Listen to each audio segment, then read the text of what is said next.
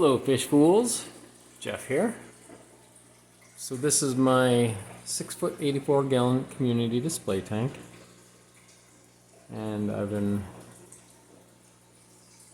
sitting back watching for a little bit, see if I could catch the crebensis, the male crebensis, digging out the den here. All these pieces of gravel right here on this Malpani wood were from the male crebensis digging out a ditch under this dragonstone right here, coming up with a piece of gravel in its mouth and dropping it there.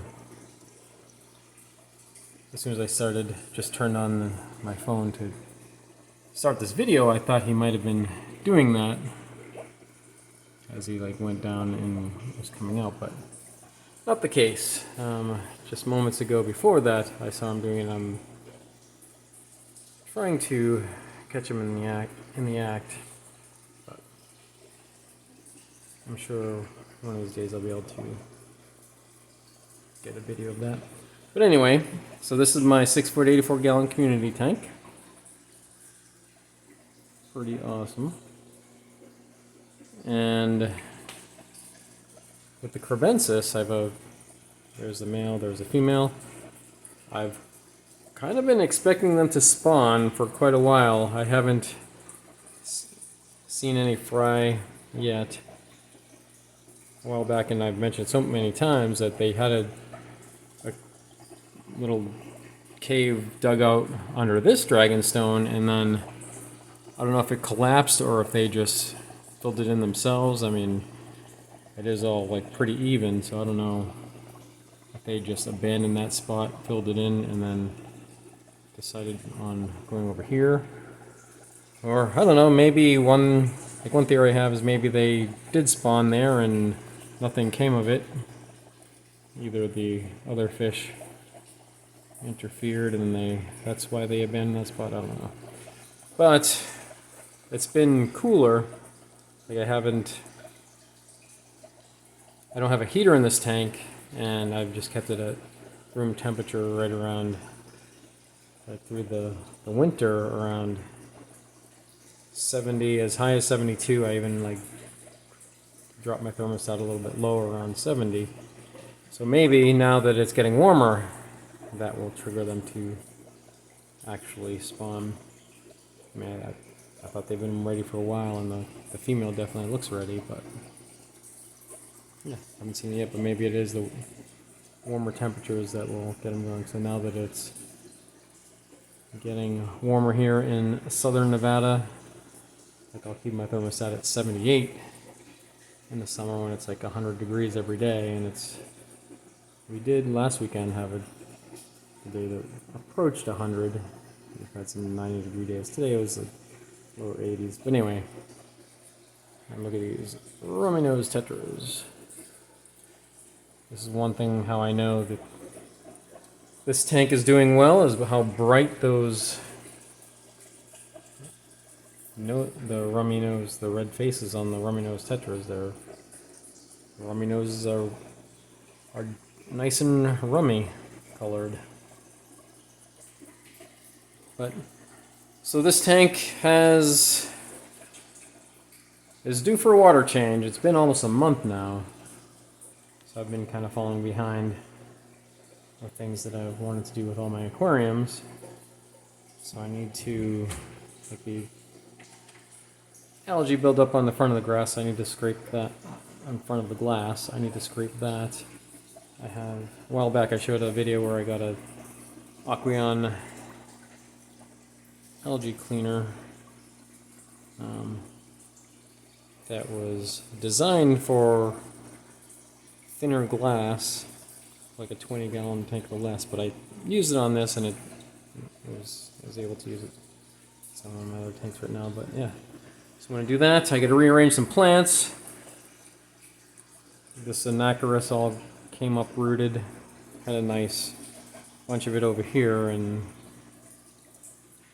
I have to kind of replant that. something with an accuracy.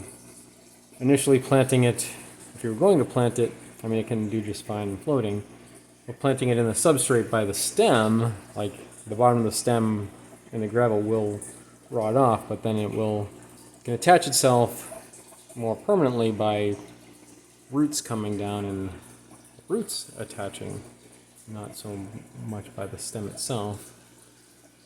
And I have some fish in quarantine right now that are going to be moving in here.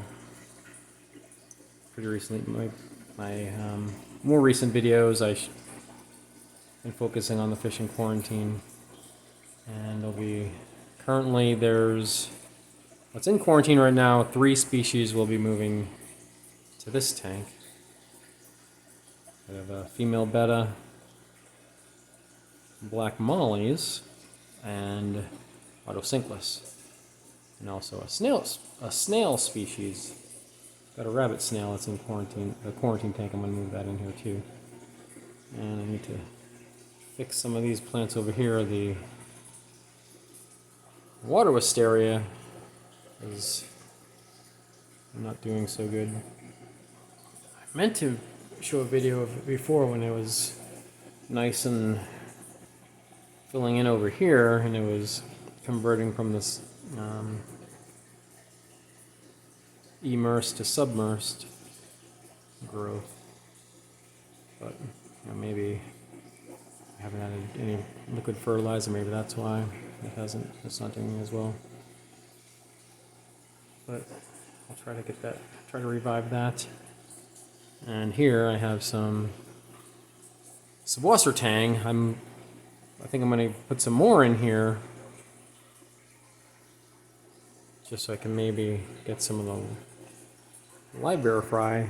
To this point, I have not had any live bearers grow up in this tank. I mean, it's going to be hard for them to survive with all these fish in here, so many predators. It was maybe a couple weeks ago, this red female was dropping some fry. I saw her up here, and from across the room I glanced, I saw a little speck, and then the fish like chasing it in, and then I was watching more, and I saw maybe 6 fry. Their lifespan lasted maybe 2 seconds. As soon as they popped out, they were getting gobbled up. But maybe if I get some more plants for them to hide in over here, and maybe keep some of the anacris at the top or something so they can have some cover, to maybe give them a chance, but it's still going to be a very slim chance, I would figure, with all these fish.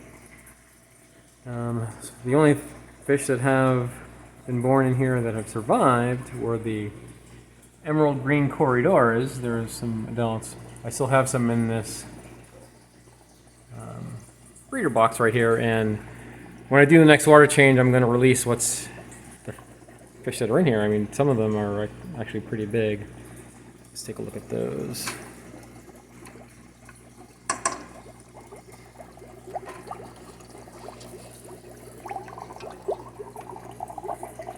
So looking in there,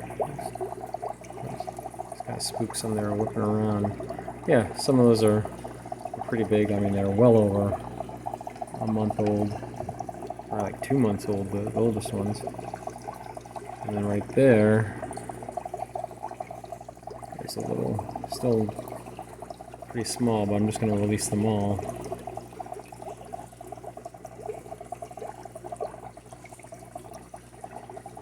Yeah, so yeah, they have, the emerald green corridors are the only fry that have been born here that have grown up. Some of them that have been released in here. There's one right there.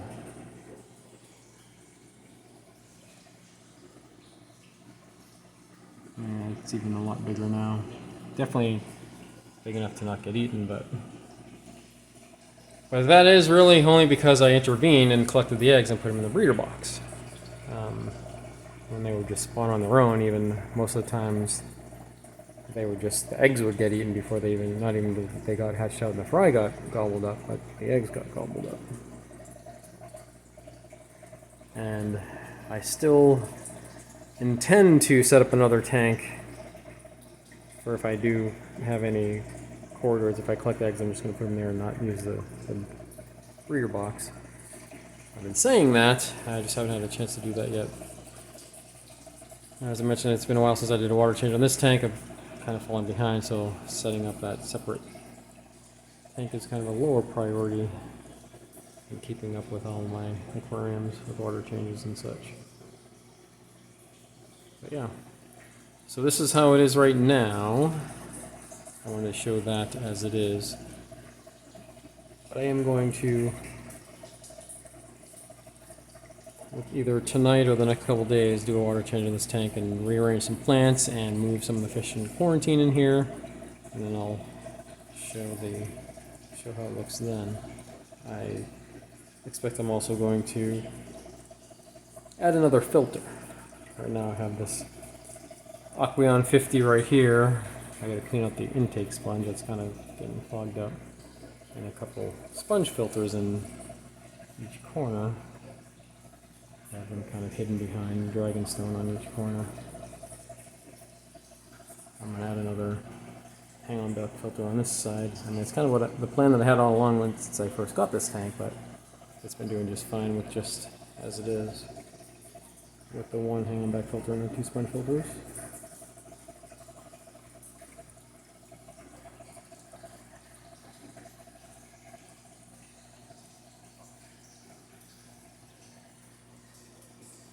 Yeah.